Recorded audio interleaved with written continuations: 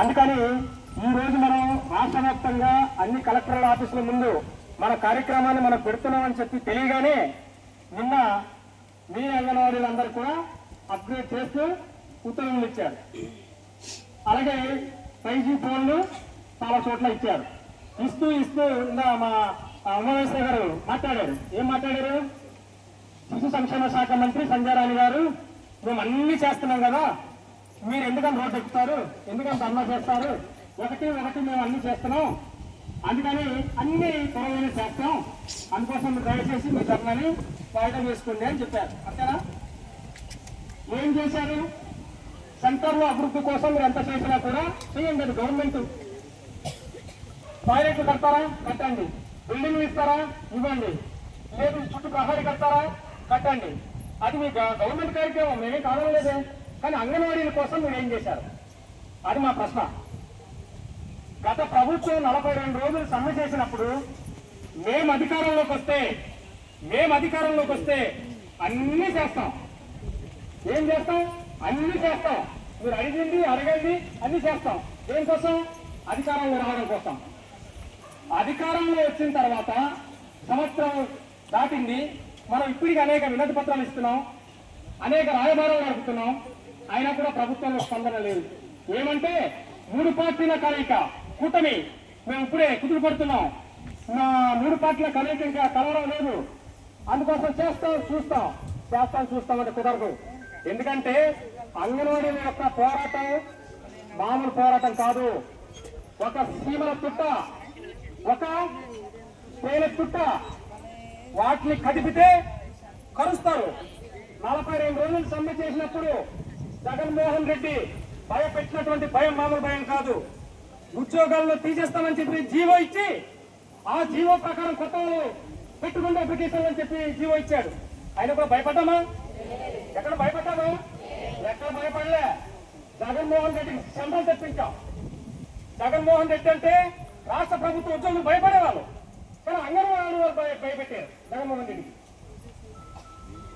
అందుకనే ఇప్పుడు మనం చెప్పారు కదా, ఉమ్మడి రాష్ట్రంలో ఉన్నప్పుడు చంద్రబాబు నాయుడు గారు బషీర్బాగ్లో గుర్రాల చేత తప్పించాడు, భాషను ఉపయోగించాడు. 10 సంవత్సరాలు అధికారానికి దూరంగా ఉన్నాడా లేదా? 10 సంవత్సరాలు దూరంగా ఉన్నాడు. దాని తర్వాత నా ఆడతల్లులు, నా తోబుట్టువులు, నా చెల్లెళ్ళు, నా అక్కలు అని చెప్పి మళ్ళీ రాక మొదలు పెట్టాడు. అందుకని తర్వాత మళ్ళీ ఏదో కనగరించి మళ్ళీ అందుకోసం అంగన్వాడీల యొక్క పోరాటం అంటే అది అంగన్వాడీల యొక్క జీతపత్యాల పోరాటం కాదు. అంగన్వాడీల యొక్క పోరాటం అంటే ఆ ప్రాంతంలో ఉన్నటువంటి పిల్లలకు సంబంధించిన పోరాటం, ఆ ప్రాంతంలో ఉన్నటువంటి గర్భిణీలకు సంబంధించిన పోరాటం, ఆ ప్రాంతంలో ఉన్న బాలికలకు సంబంధించిన పోరాటం. అందుకని అంగన్వాడీల యొక్క పోరాటం కనుక ప్రభుత్వం కనుక దిగిరాకపోతే ప్రభుత్వాన్ని గత తింటుతారు, ఆడవాళ్ళ పోరాటం చేస్తారు. ఆ పరిస్థితి అని చెప్పి చెప్పారు. కానీ ఎందుకంటే మొబైల్ పంపిణీ కార్యక్రమం పెట్టారు. మా ఎమ్మెల్యే అది కూడా ఉంది కదా, పెట్టారు, సంతోషం. రెండోది మినీలకి అప్లోడ్ చేసిన సర్టిఫికెట్లు కొంతమందికి ఇచ్చారు లేదా? ఇచ్చారా? అవి కొంతమందికి ఇవ్వడం జరిగింది. కొంతమంది అక్కడక్కడ పిఓలు వాళ్ళ సొంతంగా కొన్ని నాటకాలు ఆడుతున్నారు. వాళ్ళు మీ దగ్గర పిల్లలు తక్కువ మంది ఉన్నారు, మీకేంటి ఇబ్బంది? ప్రభుత్వం అప్లోడ్ చేసింది, ప్రభుత్వం ప్రమోషన్ ఇచ్చింది, మీకేంటి ఇబ్బంది? ఈరోజు అంతా రేపైనా పిల్లలు తీసుకొచ్చుకుంటూ సెంటర్ నడుపుకుంటాం. ఆపే రైతు మీకు లేదని చెప్పేసి మనం చెప్పదలుచుకున్నాం. అవసరం అయితే ఎక్కడైనా పిఓ కానీ ఎక్కడైనా అలాంటి నిబంధనలు పెడితే ఖచ్చితంగా పిఓ ఆఫీసర్ దీన్ని మనందరూ కూడా కూర్చున్నాం, వాళ్ళతో తేల్చుకున్న కార్యక్రమం చేద్దామని చెప్పేసి చెప్పదలుచుకున్నాం. ఇంకోటి ఈ ప్రభుత్వం చెప్తుంది, మొన్న మన జీకేఎన్ గ్రూప్ లో పెట్టారు, ప్రభుత్వం తాలూకు వాదన ఎవరో పాల్గొని చేశారు. మేము అన్ని చేస్తాం కదా, మీరు ఎందుకు రోడ్డు ఎక్కుతున్నారని చెప్పేసి. ఎన్ని చేస్తారో మీకు తెలుసు.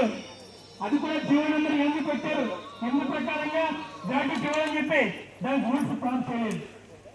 రూల్స్ ప్రాంతం చేయమని చెప్తాం, సంక్షేమ పథకాలు ఇవ్వాలని చెప్తాం, దానికోసం మాట్లాడలేదు.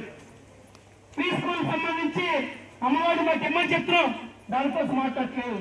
ప్రధానమంత్రి డిమాండ్ వేతనాలు పెంచాలి, పని ఒత్తిడి పెంచుతున్నారు, పని ఒత్తిడితో పాటు మాకు వేతనాలు పెంచాల్సిందని చెప్పి ఇదే ప్రధానమంత్రి డిమాండ్ ఈ రోజు రోడ్డు ఎక్కాం. అదే